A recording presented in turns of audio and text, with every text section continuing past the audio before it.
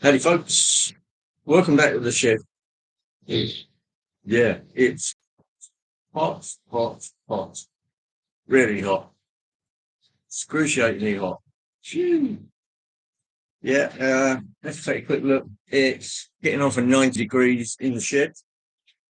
Uh, yeah, absolutely, hot. Anyway, welcome. Today I'll be running a couple of freight trains. One you've already seen, which is on the layout from last week. I'm still giving it a good run, which is the Backman Hughes crab.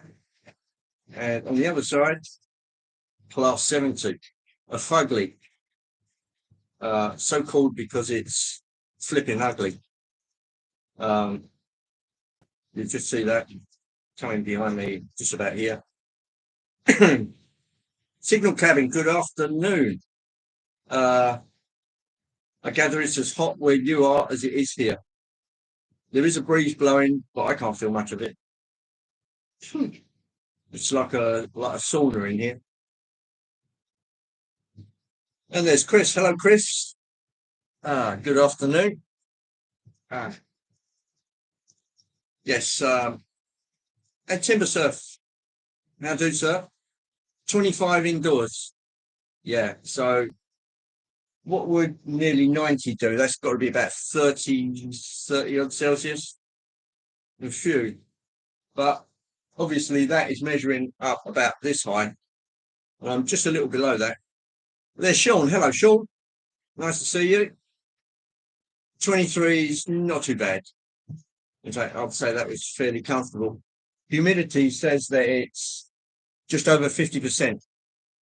So again, that's okay. Phew. So how is everybody? I hope you're bearing up under this continued hot weather. It's not too uncomfortable at night at the moment. You're looking at 13, 14 degrees. Yeah, that's okay. I can live with that. It's just when it gets 20 plus degrees at night that I really start to suffer. See me. Where's the camera? I'm not with you there, Sean. Where's the camera? The camera's sitting right on top of the PC. So I can move it. I can do that. Drink of the day is a plain old coffee. Station master. Who am I kidding? Yeah, nice to see you. To see you. Nice. Those that would know Bruce Forsyth, blah, blah, blah. Cheers, guys. Right. What do we got? Yes, I'm running a fugly today. It's not mine, it belongs to Richard, but I nicked it. Hello, Ben. Yeah. All right. Yeah. Let's just reply to that one. And cat dwellers. Is that what we are? Yeah, it's just sweaty. Yes, I've got an American-made fugly, class 70, which you'll see coming behind me in a minute, over this way. Don't know what that was. Yeah, right here. In Colas colours. Whee! That was very, very difficult to get hold of. I'm not sure Backman made that many of them. And then all of a sudden, they didn't make any more. Yeah, what a hair. Yeah, it's getting thinner by the day. But at least the amount of sweat's keeping it flat. So, yeah, we had trouble getting hold of a 70. And of course, what happens? There's Lord Peter Webster. Well, hey, hello, Peter. How's the Midlands? Phew. And mum and son train rail fans. That's Tammy and Yeah, it'll come to me. Hello, nice to see you. Not a surprise. Keep rubbing it. Yeah, yeah. All one of them. That's it. That's it. I've got it in place now. That's it. My Tony Curtis. No. Oh, shoot. Yeah. So it's really hot. We all know it's hot. For those that are in the States and in Canada, yeah, Betty Swallocks is definitely right. Um, it's we're not used to this kind of heat. We're not used to really bad cold. This is supposed to be a temperate country, so we're expected to have something in the middle. And when we don't get it, that's when we start moaning about the weather, which is a daily occurrence. So there you go. There's Dino. Hello, Dino. Got a black cloud above me, still warm, but a nice breeze. Well, there is a breeze blowing. I've got one of the doggies' branches holding the door open. Otherwise, it's going to bang. Hello, Mark. Nice to see you. Uh, yeah, and it's hot. I'm still running the crab from last week, um, just to get it up to where it should be. It's probably still a little tight because it's only had 2 or 3 hours of running. So I suppose once it gets past about a week's running, it will be as good as it's going to get, and then wear will start to, as a graph, it will go like this, and then it will tail off, and then it will start to wear, and the motor will start to wear, and you'll get this very, very slow decline over 10 years or so, before you have to strip it down, put a new motor in, and all that jazz. For yeah, I think everybody's well, Mark. It's just that we're yeah, it's just makes us feel so lethargic having this heat. And there is a wind blowing, but it can't be blowing in a direction that's going to bring it into the shed. So, oh, hang on, I just felt one of my hairs move. Yeah, one of the two. The 70s were regulars in Aberthaw Power Station in its final days. I quite like them, to be honest. Yeah, I do as well. It's like we've said time and time again, it's the quirky locomotives that we're all drawn to. Even if somebody says, "Ah, well, it's ugly," I don't care if it's ugly or not. It's everyone give a thumbs up. Hey, um, yeah. Anybody hits the like button, yeah, that'll be good. It's if you remember rightly, let me just grab this locomotive. Ah, this is an old Hornby variety, but this is a Class 58, which we built over here back in the long distant past. And if I tilt it up that way, you can see that it's got big cabins, very similar to the American locomotives, and this slim part in the middle, which was supposed to be what was it supposed to be? Like where they could interchange the body, put a new engine in it, and just build a new covering over it. And it was called the bone because it resembles a bone. It's thin in the middle and it's chunky on both ends where the joints would be.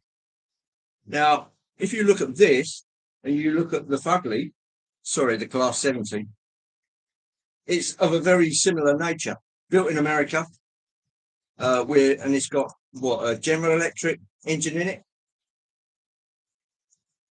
And if you take a look at it as it comes around, I'll give you a closer view in a minute. It's very similar to this. Yeah, modular. Thanks, Ben. That's the word I was looking for. You ought to be sitting right behind me here, digging me in the ribs, saying it's modular. Yeah, so there it is. Yeah, they could be swapped out when one failed, which is a great idea. And as you can see, it had all the doors on the side, which you see on American locomotives. So the idea was sound, but when everybody saw it, we all went, oh, because it looked so odd. We just weren't used to it. But then as we got used to it, it was a powerful locomotive. 3,000 odd horsepower. It could move a coal train, but it was a little unreliable. I'm not sure if they had traction control on it. If they didn't, they should have. But the Class 70, American built, or America, Canada, one of the two. And yeah, what a fabulous unit. Really, really powerful. 4,000 plus horsepower. So let me just put this back where it belongs. In the scrap.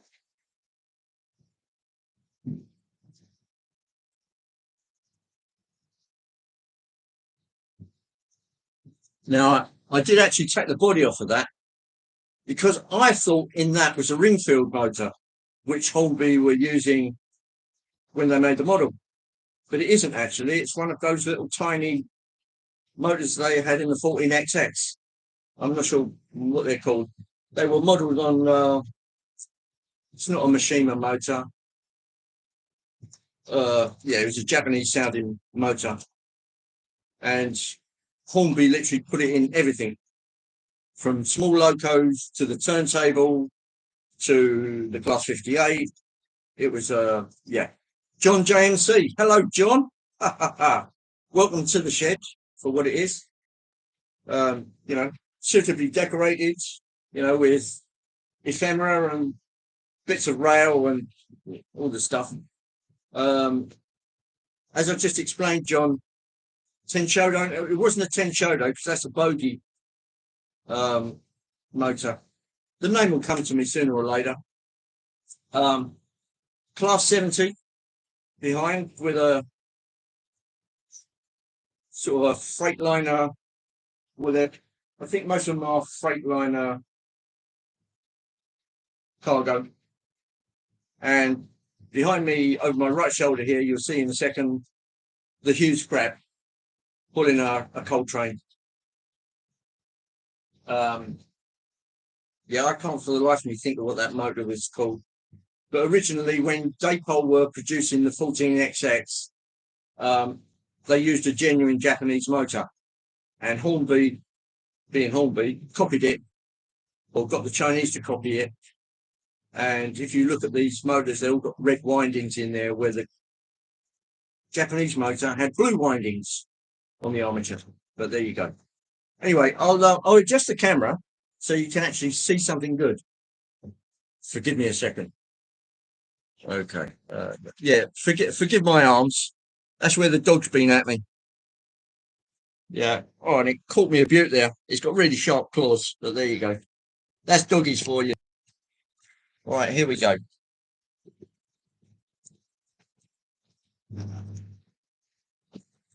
Yeah, it's a little bright. Oh, forgive me.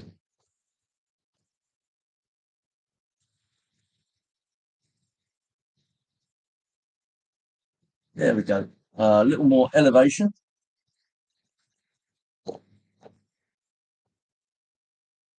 Ah. And as you can see, just about there, I put in another signal, which is pointing the other way, but it was one of the cheap Chinese ones.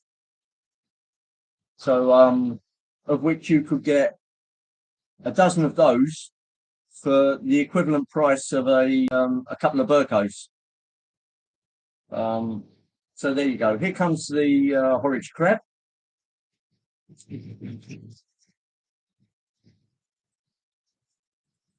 With a set of Daypol coal wagons. And there you go. Tenshodo. No, it wasn't a Tenshodo. There's Mr. Dodge. Good heavens, you're supposed to be tramping around in the Black Forest somewhere. No, it's not the Black Forest now, is it? You're probably somewhere completely different. But welcome in. It's lovely to see you. Freightliner Class 7. Really want the Colas one. It was difficult to get, John. At the time, Batman weren't producing it. And we decided to just bite the bullet and get the best price one we could find. It was still expensive. And then what did Batman do? They said, oh, okay, let's make some of these again. Oh, No. But that's always the way. They're in Bamberg. Yeah, it's so good to see you too, Anthony. Great live stream. Uh, really funny. Wasn't all funny.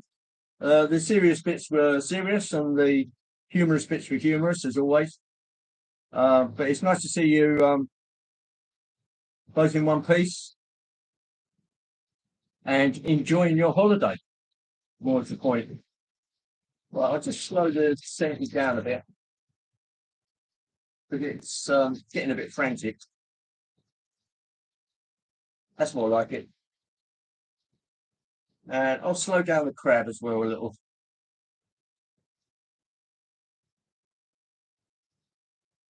Yeah, I'll bet the Colas one will be coming home with you. Yes. Right. Let's just show you the cheapo Chinese. Oh, look at it out there. It's absolutely sweltering. Right. Here's the signal in question, which you should be able to see right there. It's in sunlight, so I'm sorry about that. But you should be able to. There's a double yellow, back to green. So that's okay. And as it goes past the signal, it will go about now. Just to make sure the driver's completely past the signal, because if he sees half a signal, there's Brian. Brian, hello, Brian. Can't help resisting this. Here's a shout out for Brian. There you go. And Jake. Hello, Jake. Yes.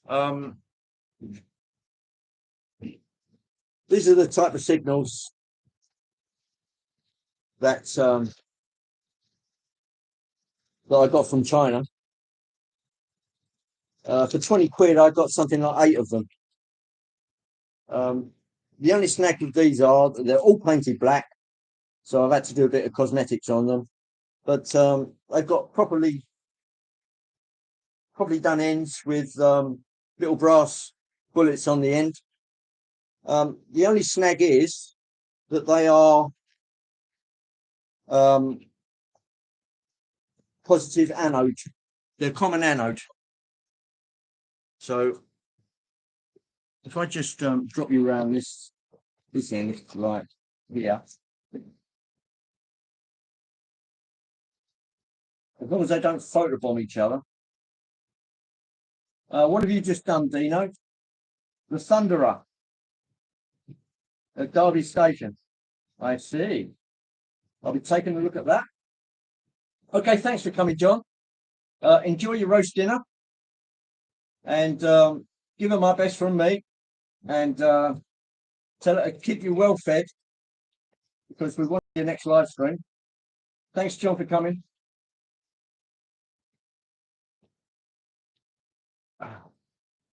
Right, so I've had about 4 or 5 notifications that people are putting on various videos, and that'll be to watch a bit later on.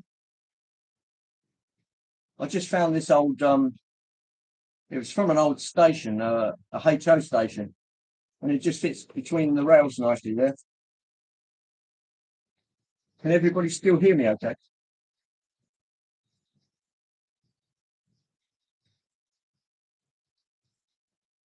So once I've got a good signal from the PC, I'm very loath to move it.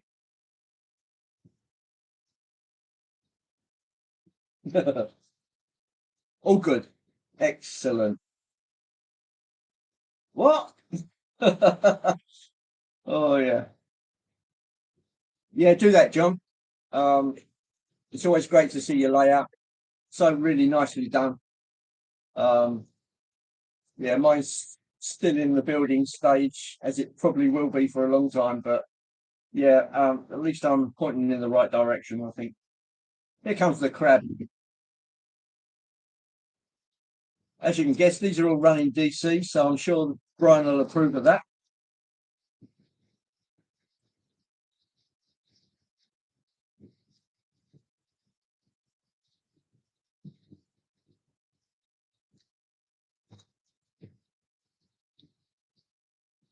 There's the fugly. Yeah, all DC today. I could pull out a DCC with sound in it, but I don't want to upset Brian. Woo! Yeah, if anything, it's just dipped a little below 90 now, so still 90 degrees is a bit shoo.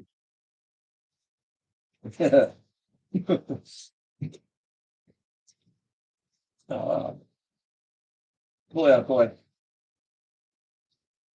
Yes, I still understand that the Carto Big Boy hasn't been released in DCC sound yet. So I think you're going to have to wait a little longer, Ben. 4, 2. Now, Dino, I did see that. Have you got some kind of premiere that's going to happen? And if you'd like to tell all the viewers what's 90 degrees Fahrenheit, Jake, which is around 30 odd degrees centigrade. Phew, but it's hot. Hello, Colin. Nice to see you. Gonna be all right. Analog versions look really good though. Yes, they do. The only problem I can find with it, I mean, they've got 2 motors inside them, one for each set of driving wheels, which is good.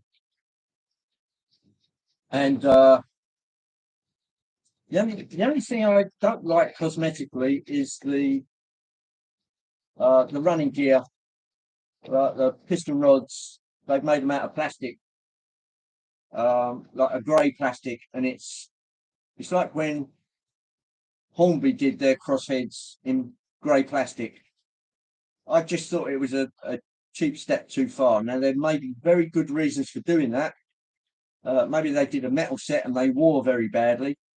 And they said, well, we can't have this, we've got to have it reliable. So they put in the plastic. But it would be nice if they told you that. Stormy Sky Rail Productions. I see Death Star, the prize on the Canadian National. If that's something that appeals to you, check out Stormy Sky Rail Productions. Yes, Monday 5:30, running session with my new Fleischmann rolling stock. Thanks for the shout out. You're welcome. Fleischmann rolling stock. Does this mean it is DC and not? Well, I should say not 3-rail. Or is it a Fleischmann that's treading on a marking toes?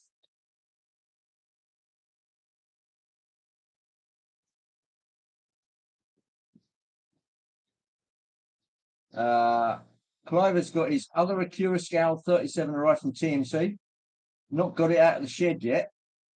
Well, not got it down the shed yet. Also got some HO Scale high cubes, but they won't go around 21 radius 3 curves. Yes. I think it's radius 3 something like today. If it's as hot as here, then we're all just melting. Fleischmann rolling stock on 3-rail marking. Oh, okay, I understand. I'll be interested to see that. Dino? Yeah, Clive, that's always a problem. That's why I did this track. I mean, you can see the curves before you. Those are my tightest curves. And there's something like, I don't know, 30-inch radius. And I did it for the pure reason that I run American stuff. And the minimum radius for, I think it was Walther's coaches, is 25 inches. And that puts it outside radius 3, 22 inch. I think radius 4, you might just get away with it. So that would be your route if you want to actually run them without modifying them to death. H&H Express, hello, hi. Oh, how's the Netherlands today? If it's anything like our joint, it's really hot and yeah, it's just quite a dry heat. It's really yeah, it's knocking us all for six. Today, hi, I'm running it's all DC. Here comes the fugly, class 70. And I'm still running the huge crab from last week. Ryan James Galton. Hey, yeah. Woohoo. That's hot. 33 degrees centigrade. A few. Is there any kind of breeze blowing?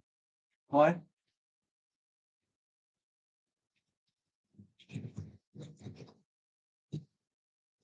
Tell you what, I'll give you I'll get the camera out of the sun and I'll just point you in the other direction because the camera's getting quite hot. There we go. That should be a little better.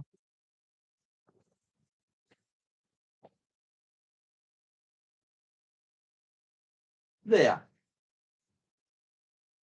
That's more like it. There's the class 70 for those that know what a class 70 looks like. And the huge crowd in the background. There's Digger Evans. Hello, Digger. If everybody would be kind enough to hit the like button, I'd be most appreciative. Hi, Digger. Your Facebook account is still spamming me. You know, Digger's been having a problem. His Facebook account got hacked, which is a shame. Fourth is 24-inch. Fourth won't fit on a 4-foot ball clearance. You're going to have to go big, Clive. Clive, go big. Go big, Clive.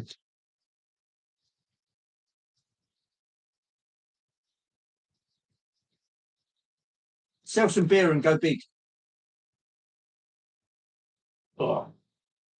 Woohoo.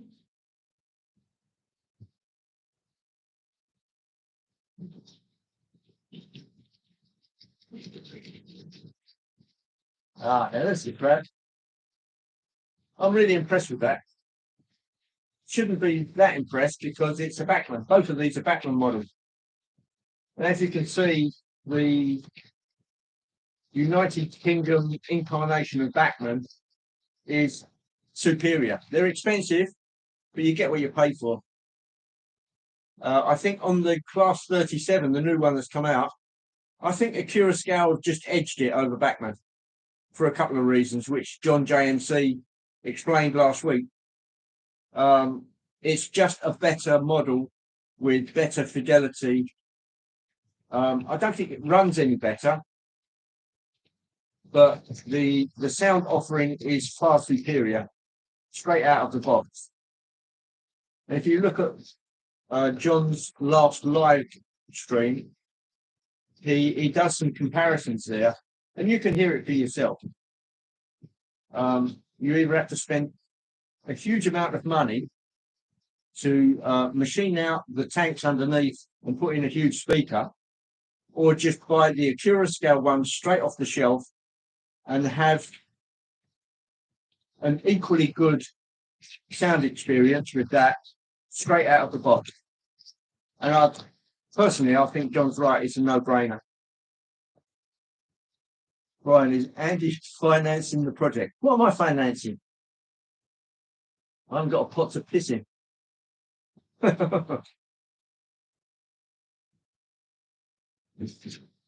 tell you what, if I'm buying cheap Chinese signals, that tells you something. I'm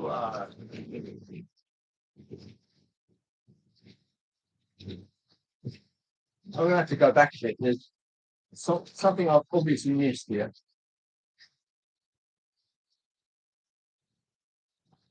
Yeah, go big. Go big. I mean, with the size of the board that you're going to put your track on, the bigger the better. You have a fan on the porch which blows a breeze to make it okay. Oh, you're at the caravan. Oh, super. Okay, well, enjoy it high. Watch some trains, have a nice cold one, and let the stresses of the week just wash over you.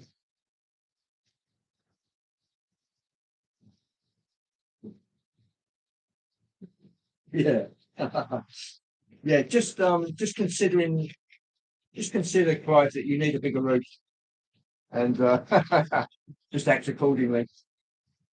Nice, wide. How wide are those? Uh, both of those are 5 foot radius. No, it's 8 foot wide. It's maximum. So we've got about 7 foot 8 inches to play with, and there's 4 inches either side. So 7 foot 8, 7 foot 4. So yeah, they're about what, 40-inch radius. Is that 80 inches?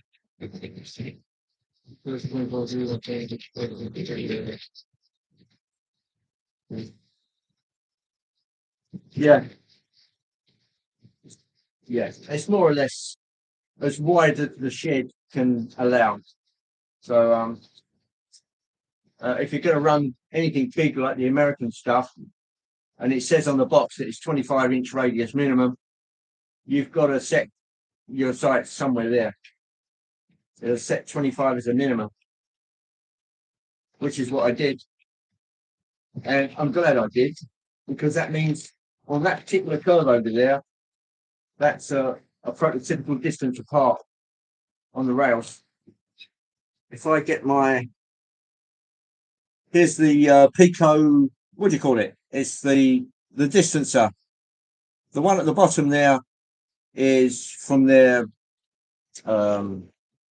track that comes out of the set track. That's it.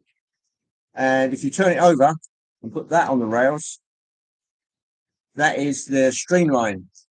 And if I go and put this over there when the trains don't photobomb me, you will see that that is bang on. That is a scale distance apart. If it were the set track, it'll be that far apart. So I can run full-size trains without them clashing in the middle. I mean, a couple of them just missed by a couple of millimeters, but there you go.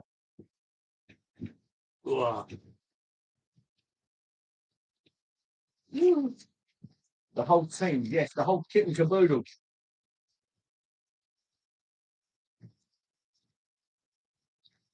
My trains are in the basement. Yes, Tom, I bet you are. As long as the basement isn't under a volcanic vent or something like that. Wow, just need to scrap the Escort and the Beetle. Have you got an Escort and a Beetle, Brian?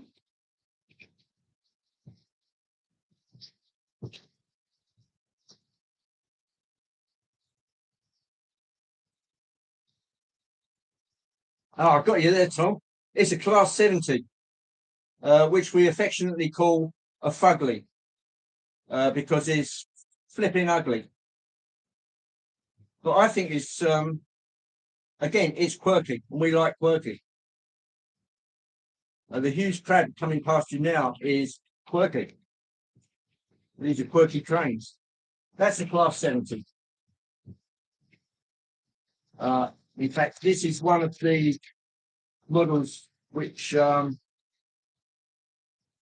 dare say is going to be one of the first to get DCC sound, which is all that's missing from it, really. Temperature in the shed is 88 degrees Fahrenheit, which is up in the 30s.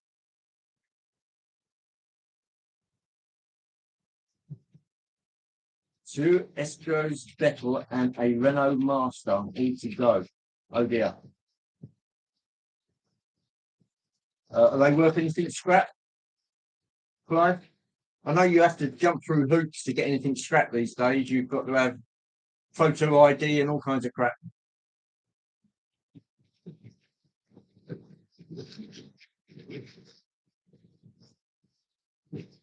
Lord Peter Webster. I love it. Does that mean you've got an outside lavvy? Oh dear. Yeah, don't sweat it, Tom. Um, I'll tell you where you would see a Class 70. If you're familiar with Leslie Gilpin's railways, uh, Les Gilpin usually does his rail fanning on Carlisle Station. And you will see a train come through there, or a series of trains come through there, headed by the Class 70, which are logging trains. And they go from Carlisle Docks to a place called Chit in Wales, where they take all the lumber to turn it into furniture.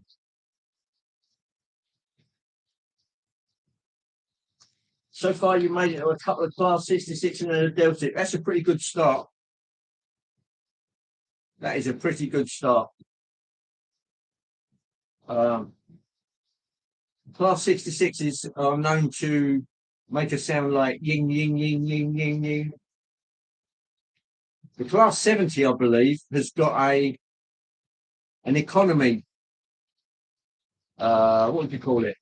An economy mode on the engine, which means it can skip fire.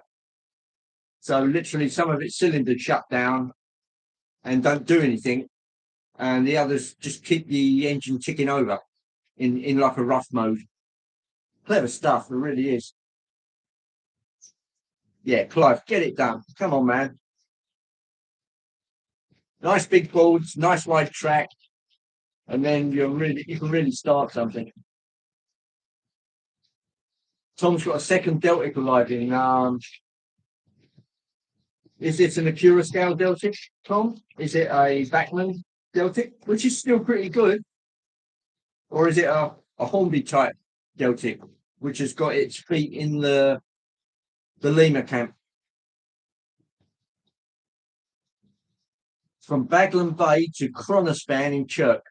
Yeah, yeah. I love those because every time you see one of these Class 70 stop, when it starts again, you get this huge guff of black smoke come out of it.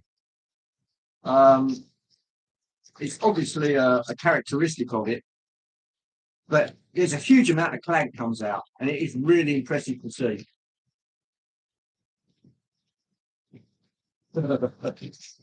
Yeah, sell off some cars to make space.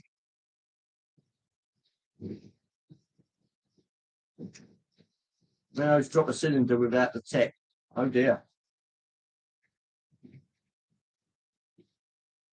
Yes, the Class 66 by Marklin is pretty good. Obviously, it's HO scale,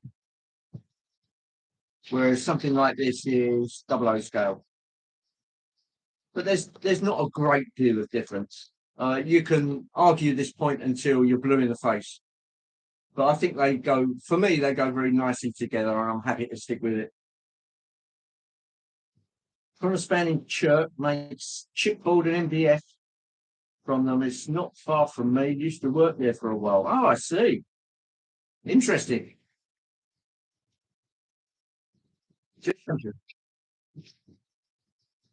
Second Delta was also a Bachmann.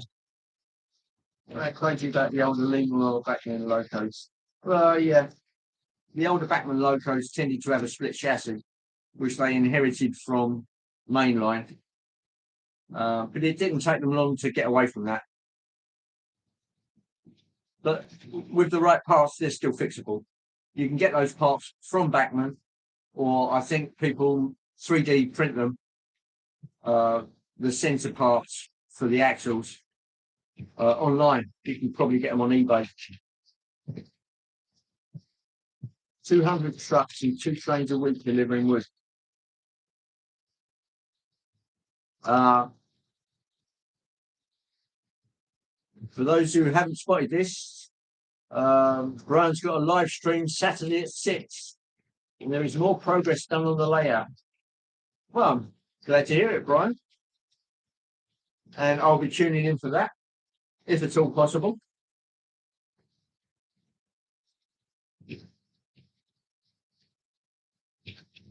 Yeah, I believe I saw one of your videos, Tom, where you compared the size of the class 66 in HO scale and 00 scale. And yeah, there's a sizable difference. But as long as you don't run the same class, the running of HO and 00 fits in very nicely with my eye. There's SJ Dusty. Hello, Simon. Good afternoon to you. Peter's going now. Got some electronics to finish off with your Eddie Stobart Twiggy Build mod. Okay. Thanks for coming, Peter. Nice to see you. Nice. You filmed them, loaded it back on bay a few times. There's a well placed overbridge there. Ah, it's interesting. TTFN.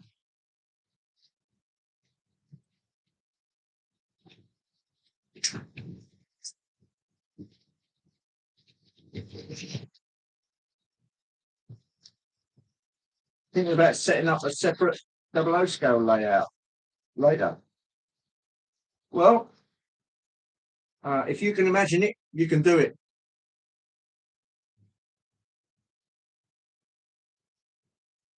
Within reason. Just stay away from submersibles, Tom.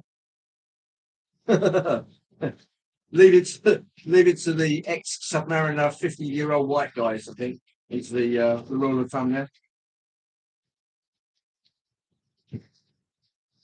Dino, as always, that's very kind of you, old crew.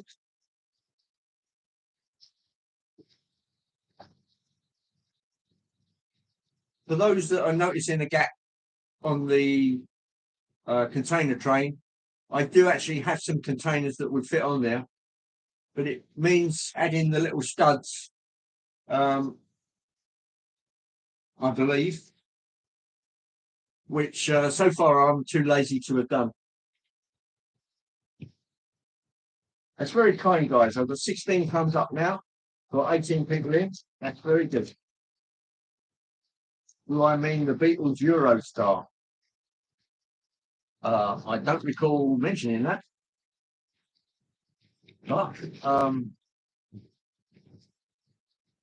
Anything Beatles would mean it was Hornby. That's a bit of a dirty word.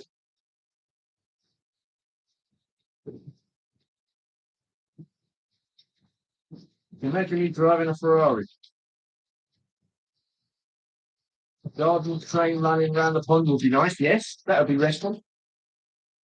In fact, if there was big enough fish in it, you could probably marry the two. Also known as Yellow Submarine, right? Yes, yeah, I got the gist now. Yeah, clang. Yes, stay away from things submersible which start with the first two letters being TI. As in Titan or things like that.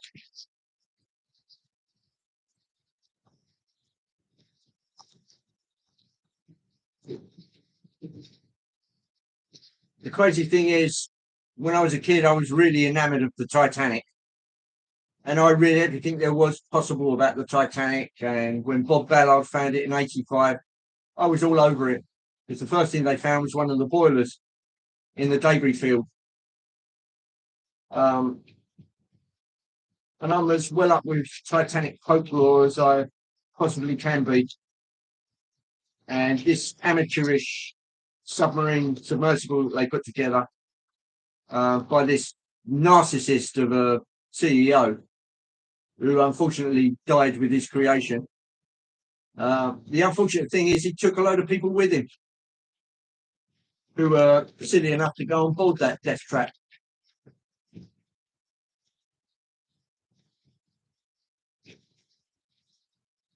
Um, yeah, if you're going to mess around with carbon fiber as a cylinder is great if you're keeping the pressure inside it. But when the pressure is outside of it, it's not so good in compression, carbon fiber. And after so many cycles, it will fail. And in their case, it was 25 odd cycles and goodbye. Yeah, it's such a shame. But he didn't listen. He was a complete narcissist. And his idea about it was okay, most of the accidents are caused by human error. So he made sure his team were doing all the right thing and he completely forgot about the science behind it. And he completely neglected that. If you're going to bond carbon fiber to titanium using epoxy resin, that is not a good idea. I mean, I can tell you that, and I'm not a university grade engineer, but the different rates of expansion would set the alarm bells running. Oh, look, there's Lee. Hello, Lee. I've got a class 70 running today, and I've got the crab running from last week. Sugar will miss it then. I'll watch it later on, though. Oh, okay. Yeah. I will watch that. Are you running a live today, Lee?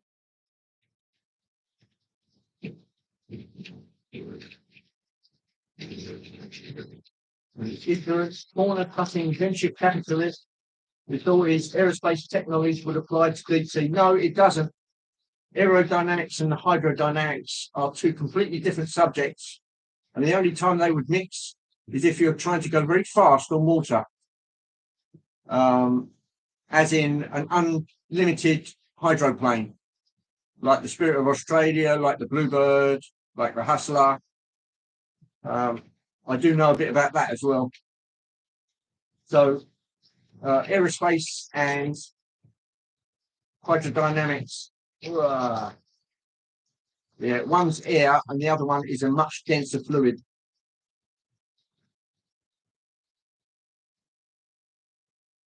Yeah, epoxy might be the strongest glue in the world on some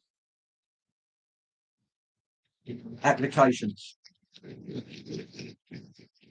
A Smallwood Junction. Hello, Paul. Nice to see you. To see you. Nice.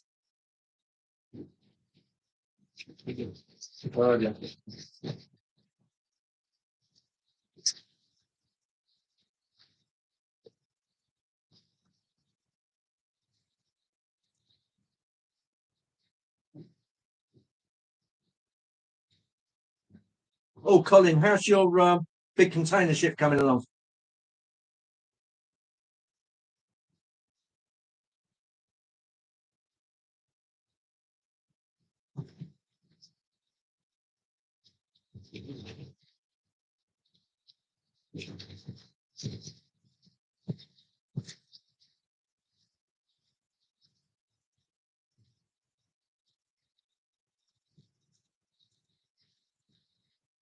Great. Well, I'm glad to hear it.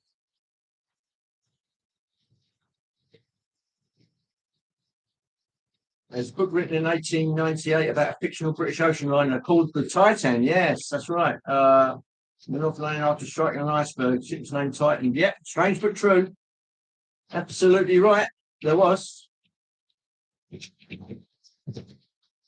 Been working on the bow deck. Ah, right. As long as it doesn't turn it into the boot deck, mate.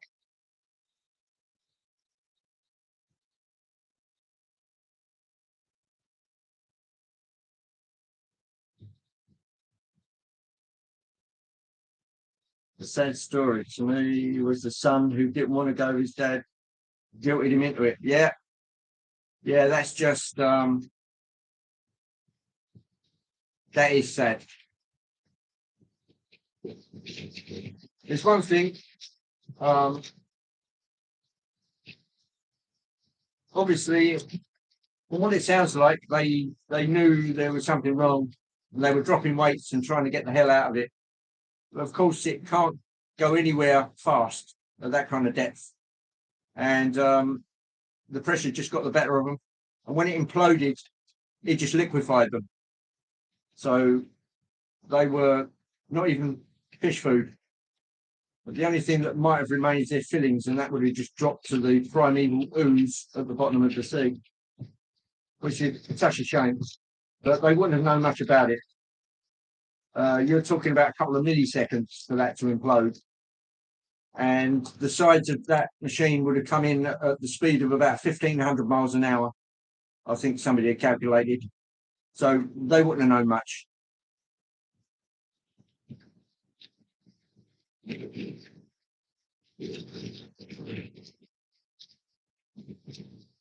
Well, you see, the son was wise. He let his. He should have listened to his fear. That actually reminds me of the beginning of my career as an engineer. I started working for a company that designed nuclear power plants. Yes, you've got to stick to convention. As soon as you start doing anything fancy, you better make sure it's tested well. Because if it isn't, if you design a bridge and it goes wrong, you better make sure you were under it when it collapses. That's a phrase somebody else coined in the last few days, and I thought, yeah, how true. Well, there's not going to be a rock small enough for you to hide under. Supervisor asked you to use formulas and fluids to calculate a pneumatic safety system, closed safety valve. Needless to say, I found another job. Yeah.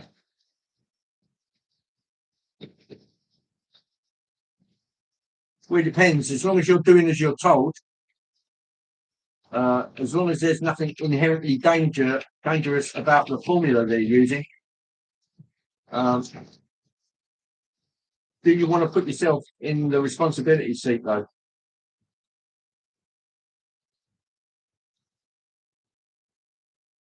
I suppose I've always had a fairly responsible job, and it does weigh on you towards the end of your career, and you start questioning yourself: Am I still doing this right?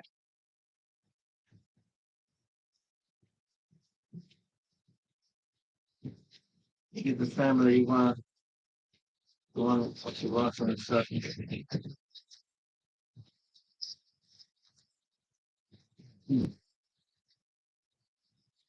safety valves would never close. Yeah, that's not good.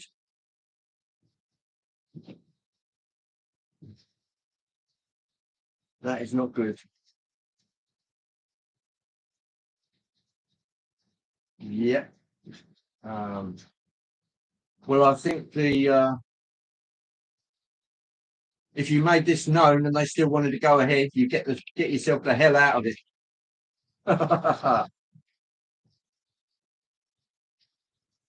Coast Guard was told that the Navy picked up the sound of the implosion. They decided the information wasn't good enough to act on. Yes, well, there could be a coincidental sound at the same time, and I don't think that it's pinpoint accurate enough. So they had to assume that the thing had survived and it had, I don't know, 90 hours of oxygen left. So at least they couldn't be held as negligent afterwards because they dotted all their I's and crossed their T's as they should do.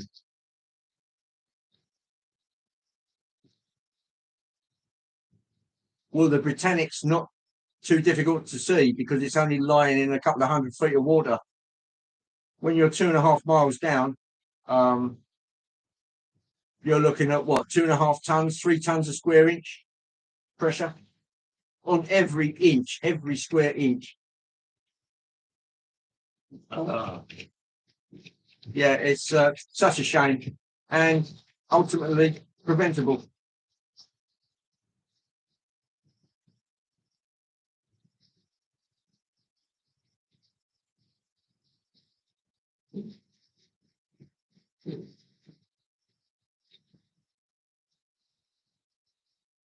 We're going to see the Britannic, which is out in the Far East somewhere.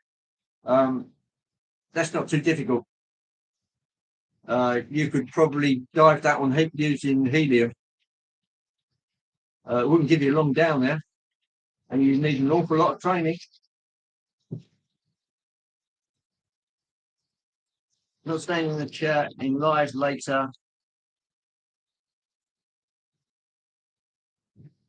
Meant to be a train line. Well, there's trains running, but you have to keep up with recent events. Yeah, you're right, Timber.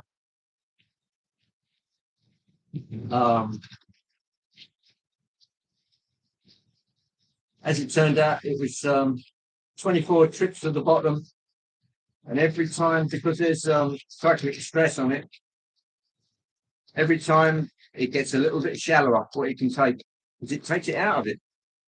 Titanium, you could probably go down there 500 times, but that's still a limit. On this particular occasion, 24 times, I understand, and that was it. It was enough.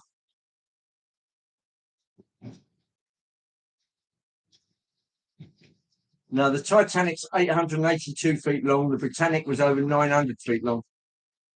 So it was a bigger ship. Broadly the same, but I think they elongated it a bit. There was a conspiracy theory that it might be the other sister, which was the Olympic. But no.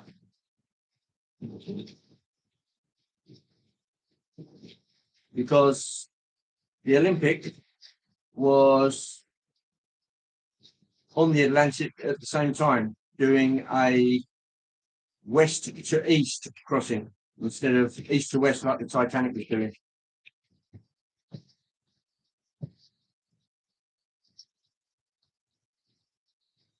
Yeah, that was a hell of a waiver. Thanks for coming, Anthony. I'll see you on your stream for your live stream on Friday. All being well, enjoy the rest of your holiday, and I'll see you soon.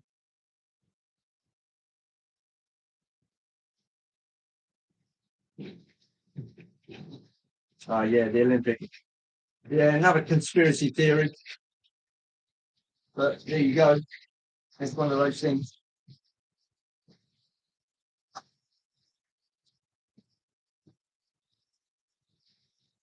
Okay, Sean, if you've got to go, thanks for coming, buddy.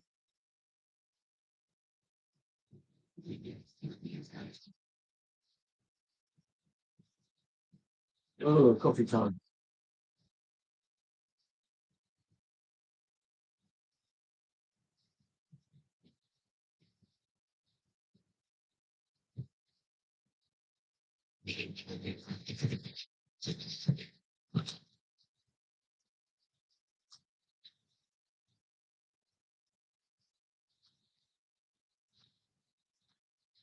Oh, yeah.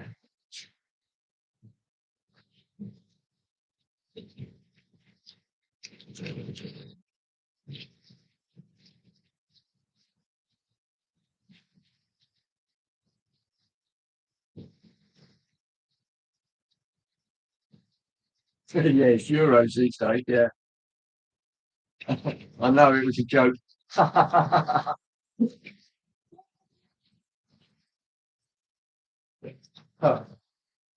Well, I'm afraid the joke got past me as well, Timber. But I just didn't spot it. Oh dear.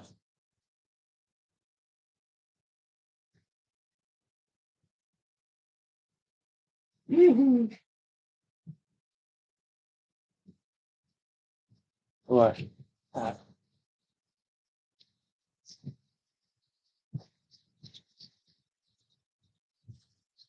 Tell you what I'll do, guys. I'll see if I can go underneath and get a view from the other side. Here we go.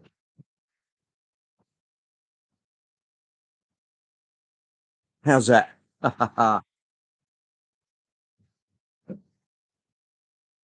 Oh, that's not bad. There's a bit of dazzle coming off of that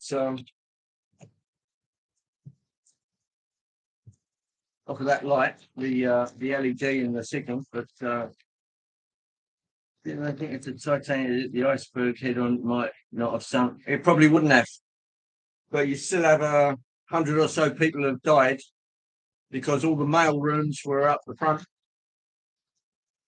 and there was probably steerage class passengers up there as well. But no, probably two compartments would have flooded, and it would have stayed afloat. But there you go. You can take the mick out of the Germans you worked for them for 20 years. Yeah, I suppose that gives you the right if you don't hear any birds. There's plenty of them out there. It may well be because there's a red kite flying around up there making red kite noises, and it tends to go quiet when the red kites are about. Still have some Deutschmarks. Yanks gave my mum when she was a kid in the war. Blimey. Wow. That's great, Clyde. Well, if you want to bring one of them to Getz in October, I'd love to see that. Very unlucky. What's unlucky, Brian?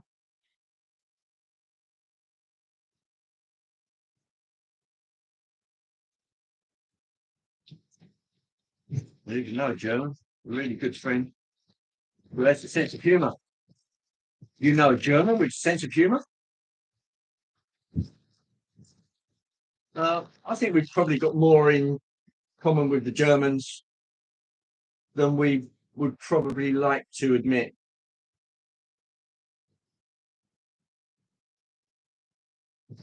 The girl on the Titanic. Yeah, there was lots of them. Just the one, mate. There's Carl Brand. Hello. How are you?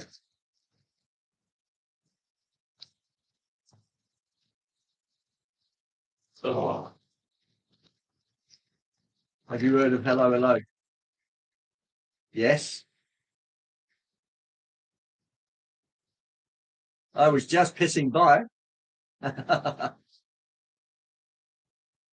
There's some Deutschmarks left. Probably worth close to nothing. Um, Given enough time, they'll be worth something.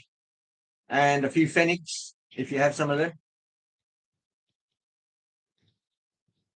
Somebody will always collect something. Yes, stupid woman. Madam Edith. Here comes the crap. Whee. Yes, stupid woman. Can you not see that I am giving first aid to this poor child? Oh, Renee, Renee. Oh, dear. Yeah, you miss exchanging when they switch to euros. Right.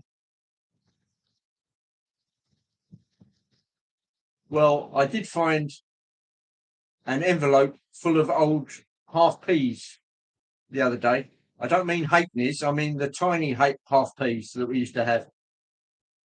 They'd be great for ballast in trucks. They are hiding in the back passage. Yes, you are right. Where is my little tank? Oh dear.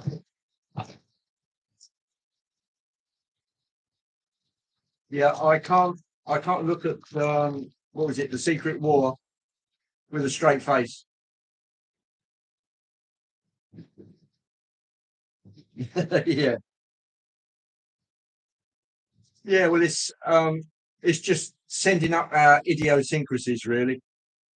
Uh it's a it's a strange view of the French and a strange view of the British and a strange view of the Germans. Hello. Hmm. They're probably worth more in scrap price than copper is. Yeah, possibly. The Fallen Madonna with the Big Boobies by Van Klomp. Yeah, don't forget the Gatto from the Chateau. Yeah, they used a lot of gags in it, which was, yeah, it was great. It was very much formulaic. It was more or less, but you knew what you were getting every week. The French would be like the French, the German would be like the German, and the British would be, hello, sorry, old chap, don't understand your banter. And there you go. Oh, Tom's married to a French lady. Well, what's wrong with that? I ain't got nothing against the French or the German. Ah, yeah, it takes the mick out of all three, as it should. You don't play any favourites. A good gut laugh is a good gut laugh. Uh,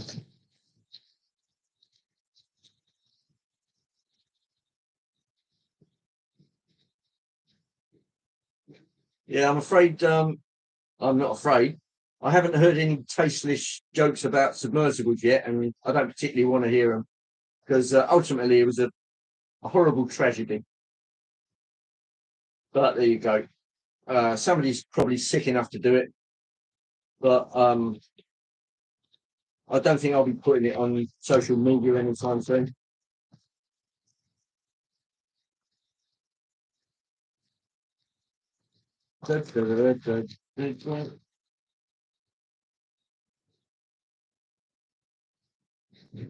As you've seen on my life, I like all the cultures.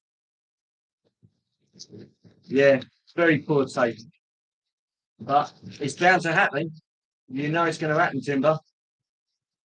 But if enough people keep the lid on it, then it shouldn't disseminate that much further or quickly.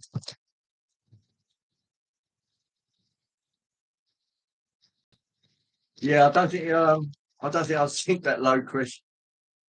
Oh, oh, suits you, sir. Oh, anyway, I'm running out of drink, fellows. Let me just oh, grab this. Sorry about the vomit can. There we go. There we go. Oh, dear. T-shirt of today is the Flying Aces, which is a biannual model flying event in America. I believe it's at Geneseo, which I also think is New York State. Something tells me New York State, Geneseo. Yeah. Anyway, good friend of mine, Mike Stewart. He's a brilliant model flyer and enters a lot of the competitions. And every time he goes there, he brings me back a T-shirt, which is really nice of him. Um, there are some good people in the world. There really are. There's some stinkers also, but we we try and align ourselves with the good guys and not the wanks. um, we don't always get away with it, but there you go. Um, I think with the people I know and the friendly guys you see in the chat, they speak for themselves. Give yourselves a round of applause. You deserve it. Colin's just put a short on YouTube showing what he's been doing. Okay, I'll be tuning into that one. Haven't met any stinkers in the model train world yet. That's good. Long may that continue. Yeah, I think we'll all take a look at that one. I think the world's changed 10 years ago. Would have been loads of jokes going around. Yeah, if you remember when the shuttle disaster happened, the Challenger and that, there was a whole host of poor taste jokes that came out, and I just don't think we live in a world where that's sort of acceptable anymore. Uh, just saying it's humour is not enough. Um, if it's that much bad taste, just avoid. Um, there are some rivet counters you stay away from. Yeah. Um, you will instinctively know if the people you meet are coming from the same location that you roughly are on what you find important about model trains. And if their enthusiasm for the same, for your kind of thing as it is for you, yay. Hi says, I will have a shorts released at 6:45 BST, British Standard Time today. The Garden Train. Be there or be square. Yeah, I'll go and take a look at that. So we've got some things. There's Daz Faulkner. Hello, Daz. Roughly what I've been running is a fugly class 70, which is right there, and with a container train, and the move the box out of the way. The Horwich crab, which I was running last week, which I'm not still running in, but it's just doing its thing, you know. So yeah, it looks like we've got a bumper lot of things to look at today from everyone who's popping on their videos. Keep it going. Trying to have fun with trains. People that share that notion. Very good. It's very good. That's very good advice. Yeah. Doing fine. Thanks, Daz. It's still hovering near 90 degrees. And yeah, it's even hot in the shade. So I'm running out of coffee. So I'm going to call it here, guys, and I think I'll have to go and get a cool one. Probably be a Pepsi, but boring old fart.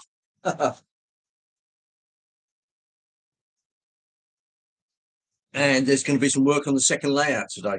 Oh, okay. Well, look forward to seeing that. Thanks for coming, Digger. Wahey! Nice to see you. To see you, nice. Hit the like on the way out. Thank you, Timber. Oh, cheers, Clive. Nice big layout. Big, big, big. Yeah, stretch those curves out nicely. And thanks for coming, Chris and Dino. And everybody enjoy the weather while it's still here to enjoy. Flymo Chairman, you just got in. Catching the strings. Yeah, we'll do. Thanks, Adam. Sean Pacific. There's Sean Pacific. I just go do a quick AOP of what I've been doing. Coming past over in this direction, you will see a class 70. We call it a class 70. We also call it a fugly because it's flipping ugly. It's an Americano engine that was bought from America for our railway over here, and it's got that modular look to it. Looks a bit like a bone with a joint at either end and a slim bit in the middle, like your SD70s and all of that kind of jazz. That's just working on DC.